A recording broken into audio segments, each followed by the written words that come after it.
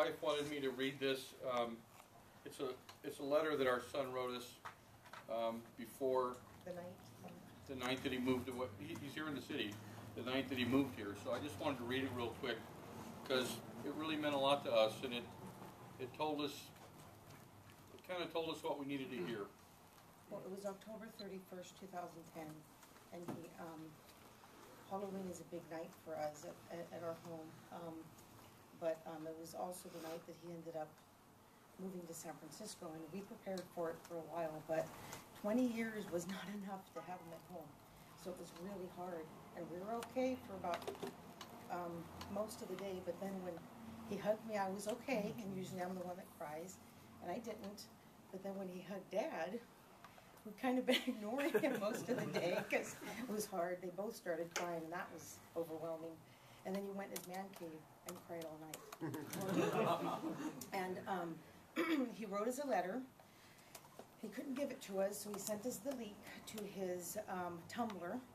And so I read it every day to remind me that we did the right thing and that he's a happy and healthy gay man today.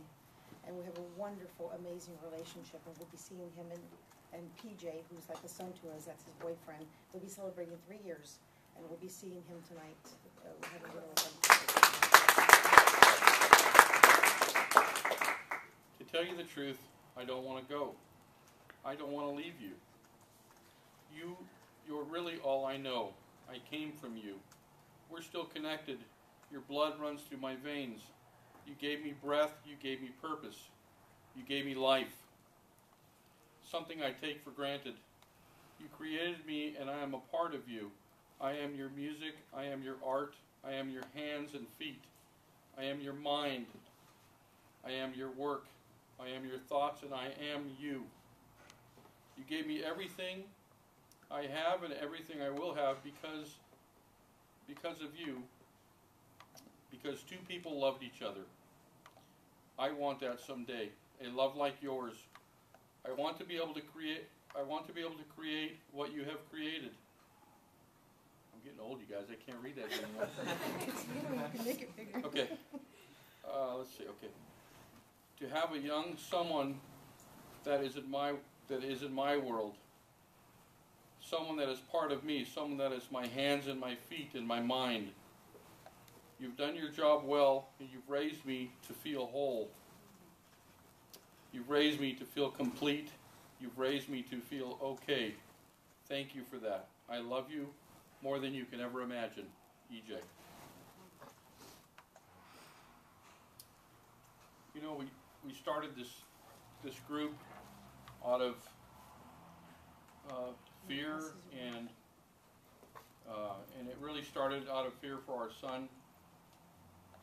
And it's really turned out to be something that is really it's our passion.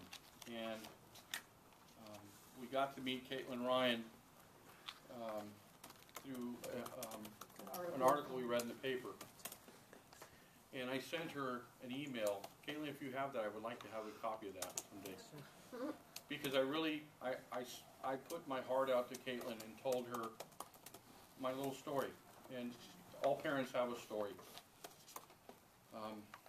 So Caitlin contacted me, and we fell in love. All of us. But the reality is that Caitlin, we had started doing some of the things that Caitlin, after we read her stuff, we were doing. We noticed that we were doing some of the things that she said, and we hadn't even met her yet. But when we got to know her and got to talk and read this, it really solidified exactly what we were doing and gave us a tremendous amount more of direction. Yeah. And so we started our group, and the group, we had probably 45 or 50 kids last week. A lot of these young people are like what the gentleman was speaking about here earlier. Some of them are, they're afraid to tell their parents. They're harassed at school, and we were able to provide a safe place for them to come just be who they are and feel. We also started a parent group. In our last meeting, we had 15 parents, five dads, and that's really important because I don't know any other word, but it's just criminal because there are no programs out there. There's nothing available anywhere for parents who are maybe rejecting or conflicted to come to terms with their child coming out as gay. Or when you see them, because I've known EJ was gay since he was probably 2 or 3 years old, and I didn't care. But there's a lot of other things that I could have done for him earlier in life. Had I seen this someplace, in the doctor's office, I don't know, at the play group, at the library, there's all kinds of little stands where they put free documents. If it had been there, if he'd come home, in the back-to-school packet or anything, it really would have made a difference. There was a time when EJ was suicidal, I have no doubt. Had we known this, and you guys, I want you to understand, we're not a commercial for Caitlin Ryan. We're not a commercial for Caitlin Ryan. It's something that is so dear to us, and we've seen it work at our group. We've seen it work, and And in our life. and in our life tremendously. And so, but had we had this when EJ was 12 or 11 or 10, and he was being picked on, and he was isolating himself and coming home from school, and when Dad would tell him, you tell your teacher, you tell your principal, and if they don't handle it, then you better handle it. And EJ just didn't have it in him. He just wasn't in his heart to hurt somebody, even though they were hurting him. It was in his dad's heart, though, but that didn't matter. So, if we'd have had this back then, I think that my relationship with him from the get-go would have been a lot better, a lot sooner. And so that's... We know that a lot of the parents that come to our group, I put it in the newspaper and I put it online, and I always make sure to put if you're accepting, if you're conflicted, or if you're rejecting. And all 15 of us are waiting for that really rejecting parent so that we can just really accept them into our group and gently show them, what it's like to have a good relationship with your gay son, your lesbian daughter, your transgender child, your bisexual child. The people that come to the parents that come to our group, they're pretty much all accepting, but we do talk about parents that were rejecting. Ed was rejecting. I never considered myself rejecting until I started reading Caitlin's information, and silence is one of the worst things you can do. It's right up there with physical abuse. And I was silent, waiting for him to come out. Had I known that sooner, I would have pushed the envelope. I mean, I did, like in 8th grade. That's how he came out, because I'm like, I know your game. First thing he said was, "Does Dad know?" And I mean, we all knew, but we still didn't talk about it. And so we were silent, and not because we were rejecting, but because we just thought, okay, give him his space, give him his time. He'll come out when he's ready. All our friends knew. I didn't know. Well, no, you knew. No, so we knew, but we just. I understand that all of you have a lot of influence from wherever you live or whatever it is, with the blogging and the organizations that you work with. When that whole thing happened with all the suicides and the It Gets Better, which I think is fantastic, but we work with kids right now that are 13, 14, or 15, and I can't look at them in the face and say, it's going to get better. It's going to get better. Wait till you're 25 or 30 and you're married and you have a partner. They don't see that. And I feel like the number one suicide prevention is family support. I'm not even saying family acceptance, family support. I feel like when I meet somebody or someone comes to our group, whether it's a youth or a parent, I feel like this is a little mini Bible or a blueprint, whatever you want to call it. And I can hand it to somebody and I can send them to Caitlin's website, because that's all I know to do. There is nothing else that I can do other than tell them go to a therapist. But a lot of people can't afford therapists. So I give this to them and I can honestly say, do you love your child? And they say, yes, of course. Do you want them to grow up and be a happy, healthy adult? Well, yes. Do you want them to see themselves as such? Well, yes. you know, do you want them to commit suicide or get an STD? Or, I mean, I just am very blunt. Well, no. I said, then read this, please. Because what this will tell you is you do not have to choose between your religion, your deep-held cultural or spiritual beliefs, and supporting your child. And Caitlin, I don't know if she thinks this is okay, but I feel like I'm giving them like a little magic pill or something like that. Not drug-wise, kind of like Jack and the Beanstalk-wise. Because what happens is, when you say acceptance, people are like this, you know, and when I say support, I know the secret. Because what happens is once they start reading this and seeing the supportive behaviors that you can do, and you start doing that with your child, you start building a relationship, you start talking again, you start liking each other again, you start letting some of the barriers down, and then guess what? You have a relationship, and support goes to acceptance. And they didn't even realize that is what was going to happen.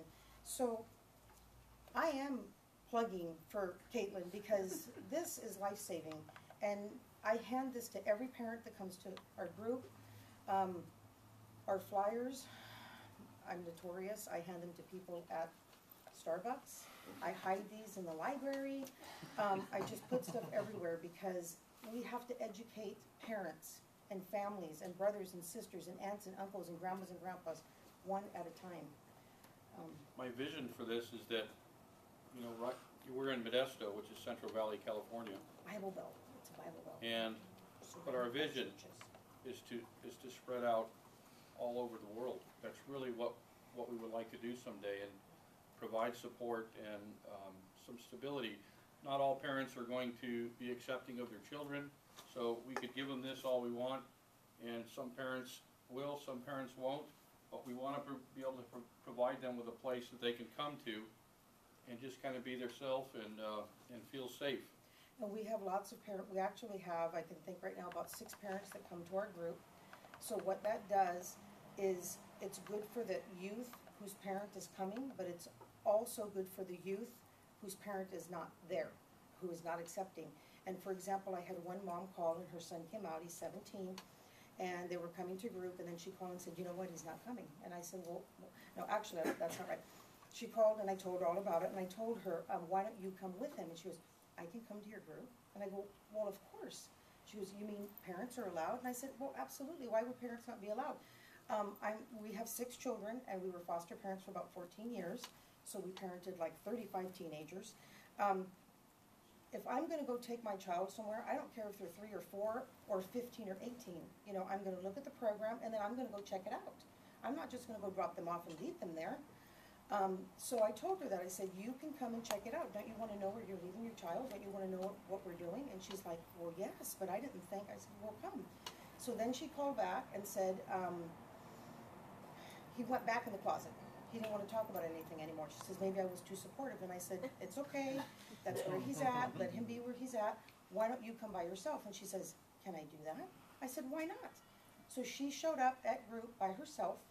And I have this thing where I go around and I tell the youth that have been there, that are like a lot, I'll go up and say, person, you know, 6 o'clock or 5 o'clock or 12 o'clock or whatever. And they go and say hello. So I said, new mom. And she ended up sitting at a table because we break up in small groups and stuff. She sat at a table and she was just surrounded by teenagers. And it was wonderful. And she came twice without him. And then he's been coming to the group since then because he's really, really shy. You know, the purpose of the teenagers sitting around her, it wasn't like we told all the teenagers. No, yeah, Kids want that attention. And if they have a parent, if their parent doesn't give it to them, if they can get it from another parent, they'll take it. And so if we can provide them with that, we want to do that. The sad thing about it is that some of the kids can become promiscuous because they want that connection. And with somebody, anybody. Even though it's a false sense, that sometimes where they go, and we do have young people who go there too, that we have to talk to and that we counsel, and we have to talk to them about being on Craigslist. Yeah, I mean, there's just, and kids are kids, a lot of you know, stuff now, let me tell you. It's true. I know, a lot of stuff. More than he does. I don't want to They know. tell me everything. Yes. How does this interact with parents Friends and Friends of Lesbians and Gays. I'm just curious, is it that they're not strong where you're at, or? Oh no, they're actually, they really are. And Okay. and PFLAG is a wonderful group. We have a local one right down the street from us. Okay. I think the difference between us and PFLAG is PFLAG, you kind of have to be more on the side of accepting. Mm-hmm. Okay, in our group, and we tell people, please go to PFLAG and check them out too, because the more that we can get, the better. The more Okay, information, yeah. the more info, the better. But our group is a little bit different, whereas we have kids that are from 13 to 20. Our local chapter of PFLAG has adults or parents that are in their 60s and 70s, a little bit older. Mm-hmm. And so their children are like 30 to 30s, 40. 40s, and 50s.